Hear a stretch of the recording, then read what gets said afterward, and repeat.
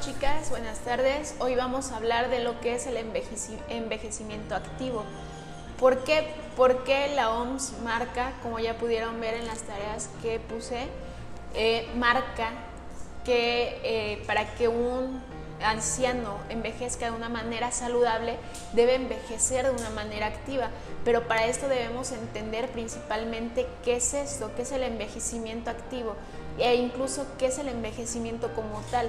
Nosotros ya vimos los factores psicométricos, los factores psicológicos como tal, todo lo que tiene que ver, incluso lo biológico, como los niveles de azúcar, los niveles de grasa, el metabolismo, cómo esto va afectando al adulto mayor. Y como ustedes saben, podemos envejecer incluso teniendo 30 años, ya podemos tener la salud de un anciano, aun cuando en México la ancianidad se llega hasta los 65 años. Entonces, primero lo que debe hacer el anciano es qué desea conseguir. Normalmente el anciano ya piensa que ya vivió, que ya tuvo sus hijos, ya les dio carrera, ya viven bien o ya están casados, ya lo que sea. Ellos ya trabajaron tantos años, ya lo que resta es esperar a morir. Eso afecta directamente para que ellos tengan un envejecimiento pues pasivo y por lo tanto sea más dolorosa la vejez y más tediosa, más triste. Y entonces se deben preguntar, bueno, ¿qué quiero conseguir? Bueno, a lo mejor quiero cumplir todo aquello que no pude cumplir porque tenía la responsabilidad de mis hijos. Y quizá dicen, pues quiero, no sé, irme de vacaciones cada 2 meses, ¿no? Y entonces, ¿por qué lo quiero hacer? Pues porque quiero relajarme. ¿Qué es? ¿En qué influye? ¿Cómo lo hago? ¿Y de qué recursos dispongo sobre todo? Y entonces, cuando no están esos recursos a la mano, va a haber una motivación más para no caer en esa pasividad, y eso va a ayudar a que el envejecimiento sea productivo, a que el envejecimiento sea menos doloroso. Dice que hay que recordar que la edad cronológica es un indicador exacto de los cambios que acompañan el envejecimiento. Entonces, la edad cronológica, como sabemos en México, es de que a los 65 años entra la adultez tardía, la tercera edad. ¿Por qué? Porque ya solo quedan 10 años de esperanza de vida y entonces estamos en la última etapa. También dice que el envejecimiento viene marcado por muchos factores, que es el estado de salud, la participación y los niveles de independencia. Una persona que a lo mejor ya tiene 60 años, pero aún no tiene ni diabetes, no tiene hipertensión, no es obeso, no sé, todas aquellas enfermedades que llegan en la vejez por sí solitas, que no llegan por sí solas, son las consecuencias de la vida que hemos llevado, pero pues llegan. Una persona que no tiene eso, podríamos decir que no está siendo viejo totalmente. La participación, hay que recordar que una de las cosas que hacen que alguien envejezca justamente es esa falta de participación en la sociedad. ¿Por qué? Porque ya no trabaja y por lo tanto no produce y por lo tanto no tiene ni voz ni botón en su propia casa, y eso va afectando constantemente en su participación. ¿Por qué? Porque si yo ya no pongo dinero en mi casa y ya me mantienen mis hijos, pues ¿qué les puedo decir? Solamente puedo obedecer, ¿no? Y es la idea que normalmente se tiene de los ancianos, tienen que obedecer a lo que los hijos terminan diciendo. E incluso la última clase presencial que tuvimos, no sé si recuerdan que ustedes decían que hay ancianos en los que pues ya nada más obedecen a los hijos o tratan de quedar bien, y es como de, pues yo lavo la ropa o lavo los trastes o le hago el aseo de la casa a mi hija porque pues ella me mantiene, y entonces es como la manera de no sentirse tan inútiles. Pero el sentimiento de inutilidad normalmente está presente en los adultos mayores, y también los niveles de independencia. Un adulto mayor que ya no puede caminar o que ya no puede salir solo a la calle va a envejecer de una manera más dolorosa, ¿vale? Y dice que esto debemos tenerlo en cuenta a la hora de diseñar programas y actividades para las poblaciones ancianas. Y entonces, bueno, esto no. Dice que ¿qué es? El envejecimiento es un proceso biopsicosocial. Ustedes saben a qué se refiere esto. Bio, lo biológico, psico, lo mental, y social, cómo influimos o cómo influye la sociedad en nosotros mismos, y está asociado a la edad, que conlleva la disminución de reserva funcional. Es decir, nuestras capacidades empiezan a disminuir claramente, y por lo tanto pues ya no somos tan productivos como deberíamos. En todo, en lo biológico, nuestro cuerpo ya no va a responder como quisiéramos. En lo psicológico, la mente, los procesos cognitivos pues van a estar muy afectados, la memoria va a empezar a fallar. E incluso, por ejemplo, a mí cuando estaba en el Hospital General en Taxco, pasaba mucho que decían ancianos, o sea, es muy común que de repente van caminando por la calle y desconocen, se quedan parados y después, y va a tal lado, o sea, se pierden. La memoria empieza a fallar de una manera muy grave. Y bueno, en lo social, pues por lo mismo, ya el miedo a perderse y ya no poder regresar a su casa, pues es alto, y por lo tanto ya no participan socialmente, ya no es como que vayan aquí y allá. Y entonces, el envejecimiento activo es el proceso de aprovechar al máximo las oportunidades para tener un bienestar físico, psíquico y social durante toda la vida. Entonces, si una persona envejece de una manera activa, va a potencializar esas oportunidades para tener un bienestar físico. Yo una vez vi un reportaje de una señora que tenía 90 y tantos años, o sea, ya estaba bien ancianita, pero andaba vendiendo quesos en una bici, y entonces eso la mantenía cuerda todavía podía hacer cuentas, todavía podía andar en bici a los 90 y tantos años. Entonces, ¿por qué? Porque su envejecimiento siempre fue activo. Y entonces, para esto, ¿qué es lo que influye? Influyen los servicios de salud y los sociales. Entonces, se supone que si el gobierno apoya a estos grupos, estos van a poder envejecer de una mejor manera.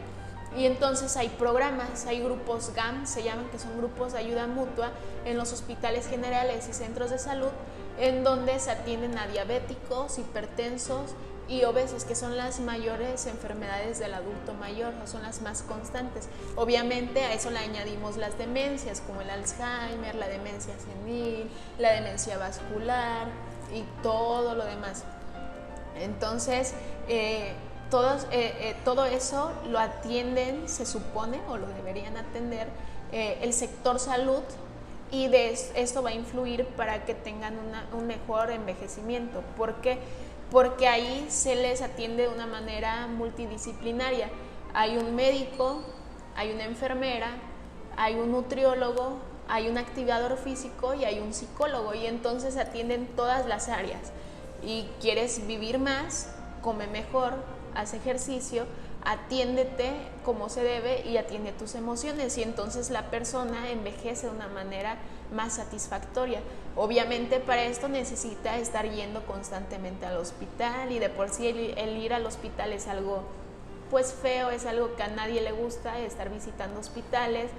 Aparte tienen que gastar en pasajes, y los adultos mayores normalmente ya no tienen solvencia económica, y entonces se vuelve algo complicado, pero es un factor. Esto va a influir para que envejezcan de una buena manera.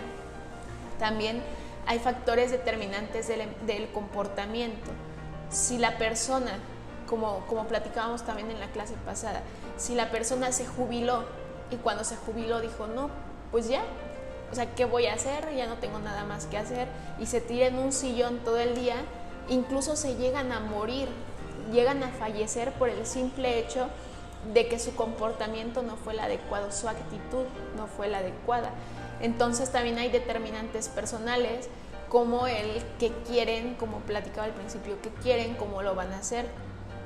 El ambiente físico, con quien viven, tienen los recursos para vivir, tienen comida, tienen donde dormir o pagan renta. Entonces todo eso va a determinar qué tanto tienen que esforzarse para poder conseguir esas necesidades básicas al final de cuentas. Las determinantes sociales, que tanto son incluidos, ¿Por qué? Porque muchas veces pasa que el anciano pues ya está grande, ya se enoja muy rápido, ya es muy terco, es muy necio, ya regaña a todos, nada le parece.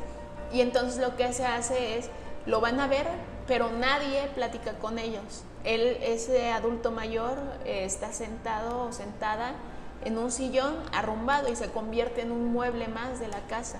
Y entonces, si no se le incluye, va a afectar incluso más a su comportamiento, o sea, el comportamiento va a empeorar. ¿Por qué? Porque no se siente incluido y una cosa va seguida de la otra.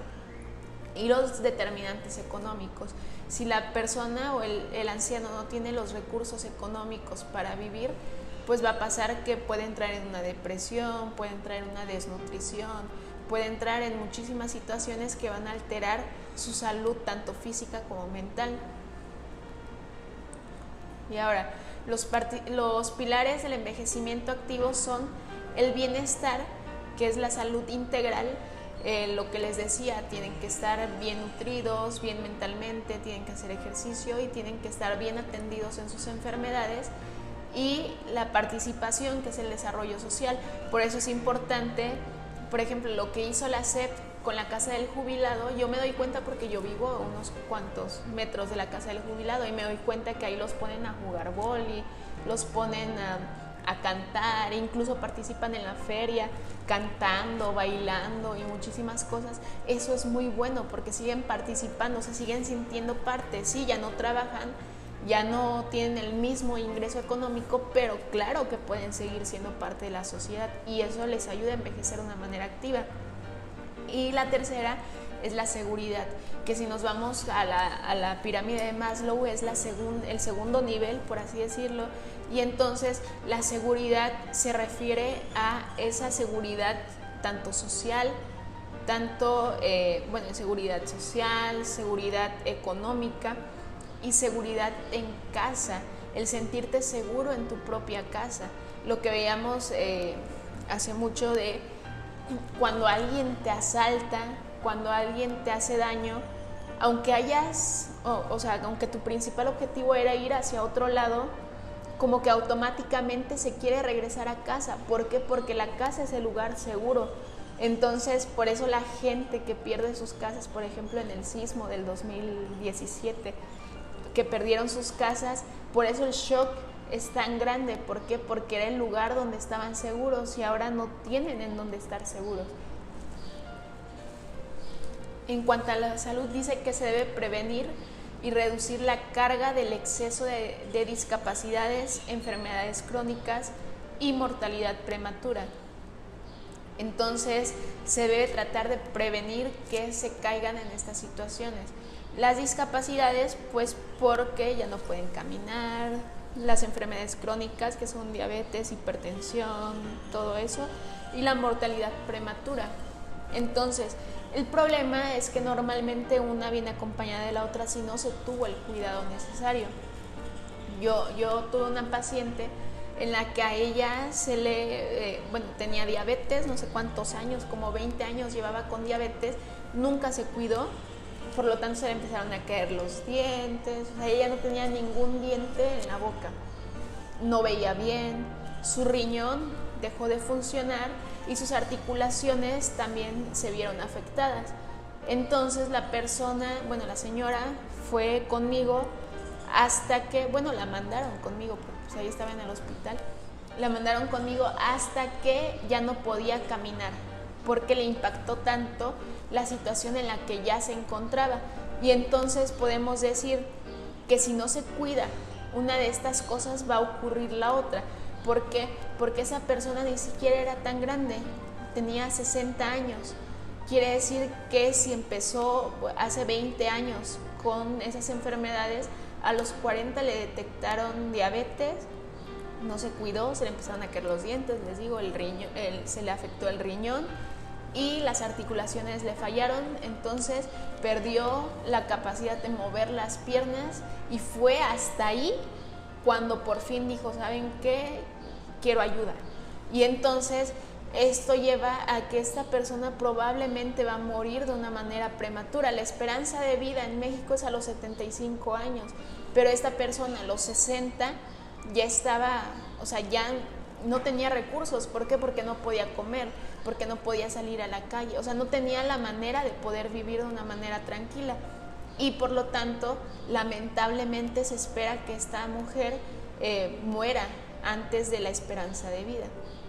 Entonces lo que se tiene que hacer es reducir los factores de riesgo y aumentar los factores que protegen la salud.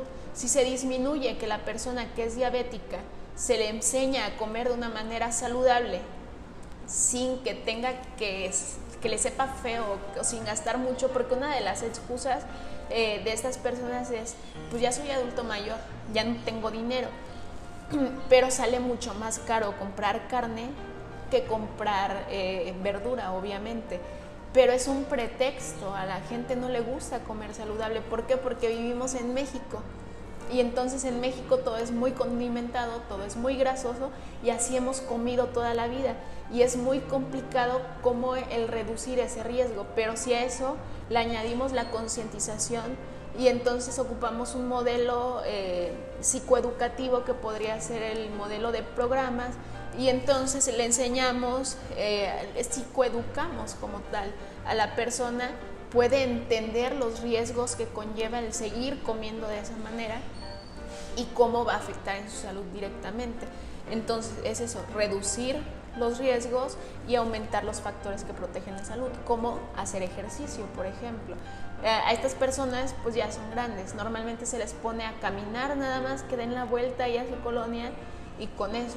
Obviamente ahorita con la contingencia que hay del COVID, pues lo que pasa es que estas personas ya no pueden salir y el cuerpo, bueno, los músculos, como decía Darwin, músculo que no se ocupa se atrofia y entonces vamos a darnos cuenta que ahora que acabe esta contingencia, que normalmente, bueno, se espera que dure 2 meses, quién sabe cuánto vaya a durar, estas personas van a estar tiesas de una manera, para decirlo de esa manera, pues sí, van a estar tiesas y entonces vamos a encontrarnos con que no van a poder caminar igual, si hacían un poquito de ejercicio ya no lo van a poder hacer y hay que estar atentos a esas situaciones.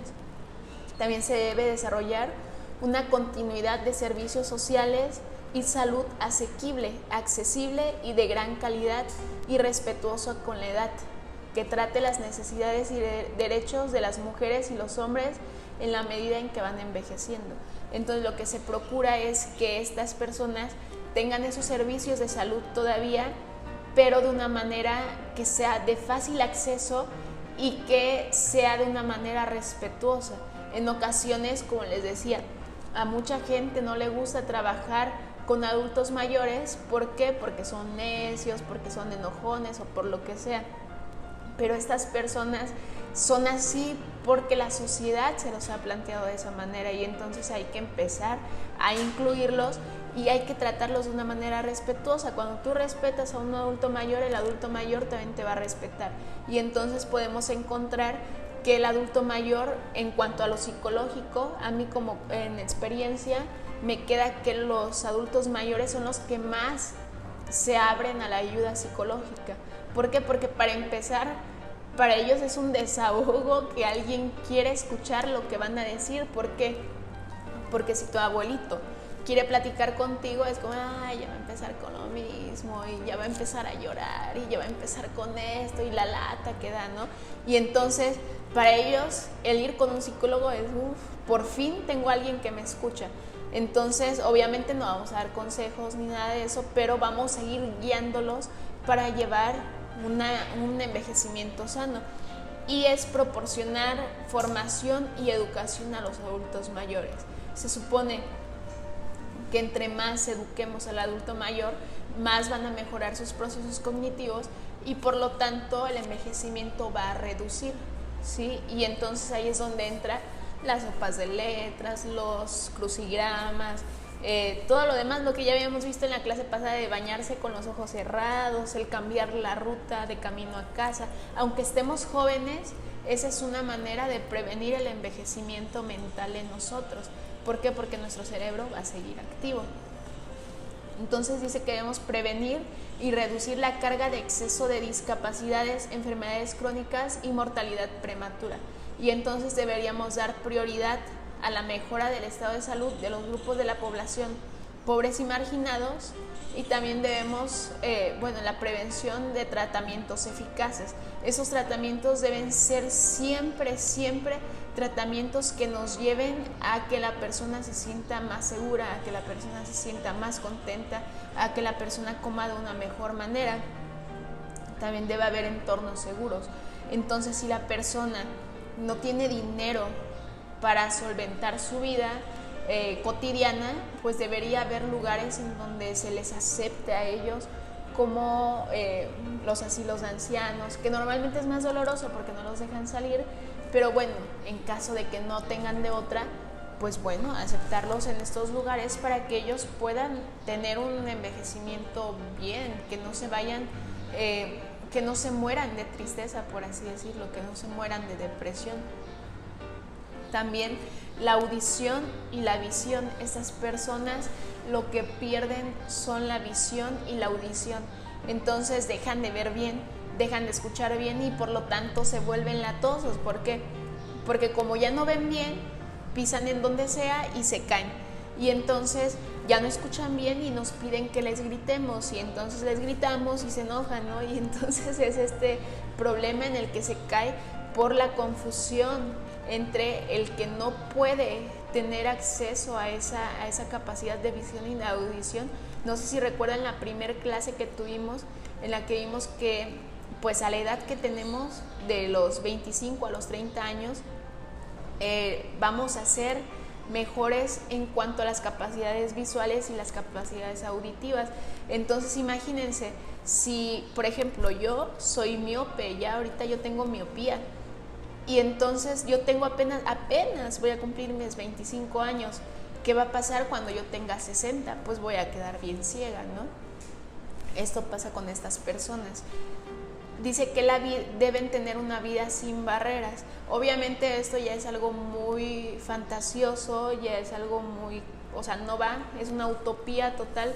¿Por qué? Porque pues entre más va envejeciendo el anciano, más barreras va teniendo. ¿Por qué? Porque ya no solamente son las corporales, las biológicas, también son las mentales, y después le añadimos las sociales, que la familia no lo quiere dejar salir, que la familia no le quiere ayudar económicamente y muchísimas otras cosas.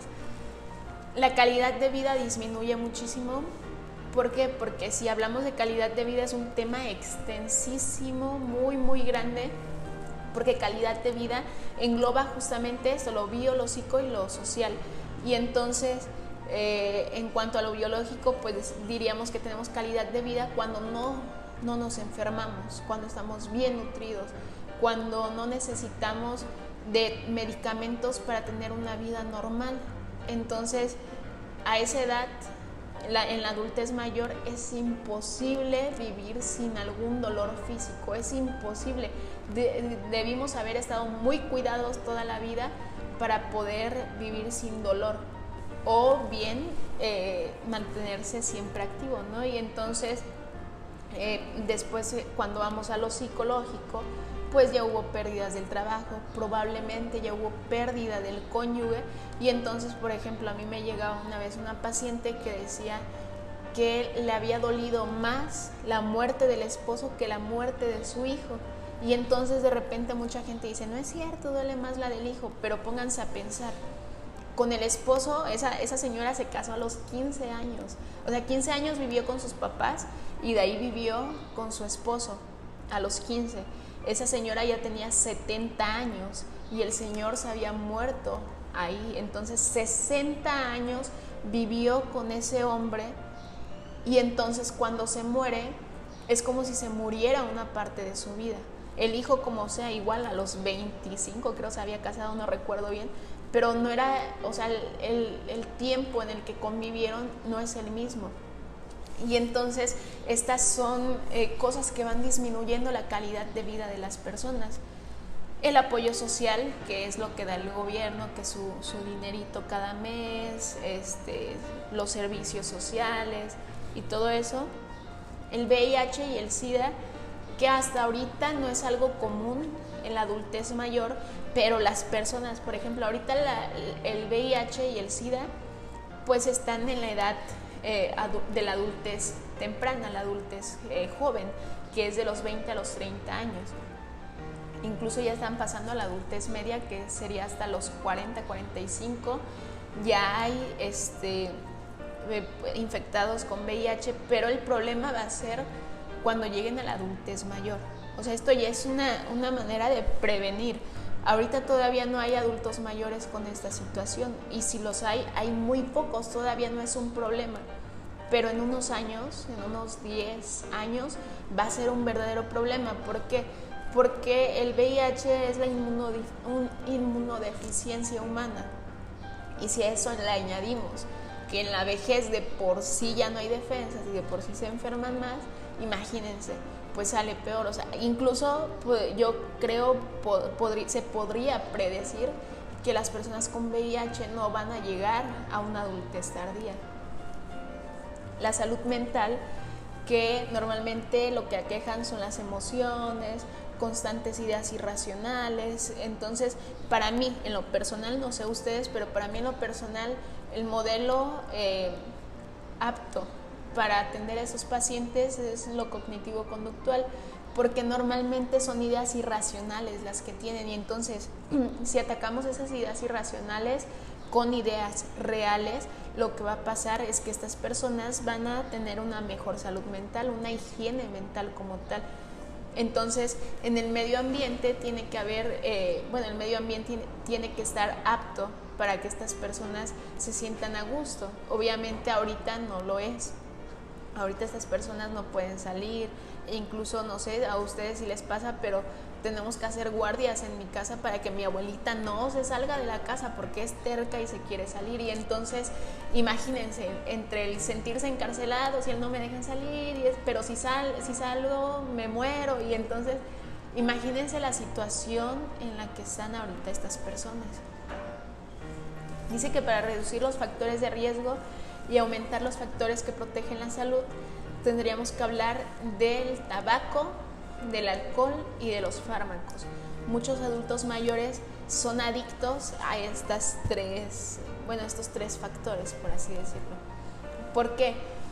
Porque el tabaco pues no es mal visto, a pesar de su capacidad dañina, tanto en el cerebro como en los pulmones, pues a nadie o a casi nadie le importa, ¿no? Es como, no tiene nada de malo fumar, es un cigarro, ¿no? Y entonces el alcohol pasa igual. El problema es que sí afectan neurológicamente, entonces los procesos cognitivos son los más afectados. Imagínense, al fumar, la sustancia química que tienen, que no recuerdo, pero traen hasta veneno para ratas, traen muchísimas cosas el cigarro, sube directamente al lóbulo frontal, y entonces estamos perdiendo capacidades de ser humano. Hay que recordar que en el lóbulo frontal está directamente aquello que nos hace ser racionales, aquello que nos hace ser humanos. ¿Por qué? Porque si no tuviéramos lóbulo frontal, es el mismo cerebro que el de un babuino, un mono. Entonces, sí hay que ser conscientes de que alguien que ha fumado durante toda su vida, que ya es un vicio, va a ser muy complicado a un anciano quitarle ese vicio. Si pasa esto, el problema es que los procesos cognitivos se van a ver muy, muy afectados, e incluso se pueden generar demencias diferentes. Por ejemplo, el tabaco es un excitante, entonces lo que hace es que activa el cerebro, excita al cerebro, y entonces se activan pues de alguna manera u otra. Por lo tanto, al tener un exceso de esta sustancia, lo que va a pasar es que se puede provocar una demencia como es el Parkinson. ¿Por qué? Porque hay un exceso de movimiento. Obviamente no solamente es causada por eso, pero puede verse afectada a la persona por esa situación. El alcohol igual, el problema es que inhibe, y entonces imagínense, cuando se excita con el tabaco y se inhibe con el alcohol, el cerebro a cuál de los dos va a hacer caso, y entonces es por eso que llega la llamada cruda, pero no es una cruda, es simplemente el cerebro no sabe a cuál de las dos sustancias hacer caso, y pues da peor. no, perdón, no es cruda, es como se emborrachan más rápido, pues. Y entonces esto lo que pasa es que pues va a afectar directamente a largo plazo, muy largo plazo, el rendimiento del cerebro.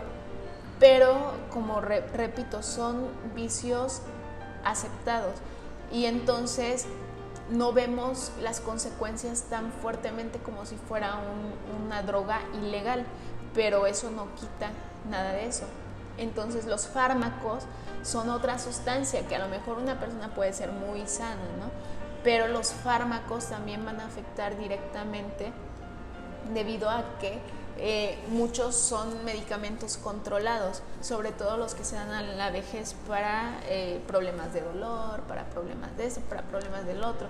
E incluso había, por ejemplo, los pacientes allá que ya no podían vivir sin la aspirina. Sin aspirina, ¿por qué? Porque les dolía tanto la cabeza que tenían que estarse tomando la aspirina, pero la cabeza les dolía porque tenían la presión arterial alta y entonces o tenían la glucosa alta y por eso venían esos dolores de cabeza, pero se hicieron adictos a estos fármacos y entonces llega un momento en el que lo ideal sería que con ejercicio, alimentación y salud mental las personas pueden vivir sin tomar fármacos, pueden controlar sus niveles de presión arterial o de glucosa sin tomar fármacos, pero viene la adicción, ¿sale? Y entonces lo que aumentaría los factores para proteger la salud serían el ejercicio físico, la alimentación sana, la salud bucal y los factores psicológicos. Entonces, en cuanto al ejercicio físico, repito lo de hace rato, no pueden caminar, no pueden correr, no pueden brincar, pero con que caminen media hora al día, con eso basta. Una alimentación sana, con alimentación sana no me refiero a pura verdura, sino una alimentación balanceada, una salud bucal. ¿Por qué? Porque normalmente en la vejez el problema es justamente que si tienen diabetes y les tuvieron que sacar un diente, pues la cicatrización no es igual, la cicatrización es muchísimo más complicada y entonces la herida al estar abierta se puede infectar y después se puede, tienen que quitar esa parte y entonces es muy muy necesario porque ¿cómo te van a quitar una parte de la boca? Es casi imposible. Entonces los factores psicológicos que son lo que ya veíamos, depresión, ansiedad, todo eso. Se debe desarrollar una continuidad de los servicios sociales y salud asequible y entonces debe haber una continuidad asistencial que por ejemplo es lo que cuando estaban los que querían ser presidentes, que el Bronco decía que él iba a quitar el asistencialismo. ¿Por qué? Porque eso nos hace más flojos. Sí, pero a los adultos mayores es muy necesario que se les siga asistiendo porque ellos ya no tienen la capacidad para valerse por sí mismos. También un acceso igual y asequible a todos los servicios de salud, cuidados informales y formales como son los de, cuidados de salud y los informales que serían en casa, como tener, que estén cuidados. De hecho, hay personas, las trabajadoras sociales en los hospitales que, se supone que deberían hacer, algunas las hacen, otras no, que se fijan cómo vienen vestidos, vienen limpios, ¿no? Y entonces en base a eso se saca si están en situación de abandono o no. Y esto, si están en situación de abandono, se toman cartas en el asunto, pues con ahora sí la policía, o sea, se demanda. Y los servicios de salud mental. Lamentablemente, habemos pocos psicólogos. En realidad hay muchos psicólogos, pero hay muchísimo más trabajo y entonces no rinde. Hay que recordar que, por ejemplo, un médico puede atender pacientes en una hora, 4 pacientes, ¿no? Y un psicólogo puede atender un solo paciente por hora. Entonces, es muy complicada la atención psicológica en estos lugares. También se debe dar formación y educación a los cuidadores. ¿Por qué? Porque los cuidadores son los que más sufren. Imagínense que de repente ustedes a esta edad, a los 20 años, se queden al cuidado de un anciano, pierden su vida como tal.